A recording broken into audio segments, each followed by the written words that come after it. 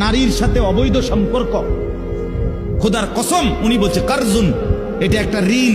কারজ ঋণ আদায় করতে হয়, ঋণ সুদ দিতে হয়নি। কথা বলে না, ঋণ সুদ করতে হয়নি। কর্জ নিলে, ঋণ নিলে এটা সুদ করতে হয়নি। কথা বলে না, সুদ করা কি সুন্নত না বাধ্যতামূলক? এই ঠিক ইমাম শাফি রহমতুল্লাহ বলছে জিনা ব্যভিচার, নারীর সাথে অসভ্যতা, অশ্লীলতা, বেহায়াপনা, উনি বলছেন এটা করজ, এটা ঋণ। উনি বলেন হে যুবক, তোমার এটা তোমার পরিবারের কাউকে না কাউকে দিয়ে শোধ দিতে হবে। আল্লাহ কসম, এটা কিতাবে শোধ দিতে হবে দোস্ত।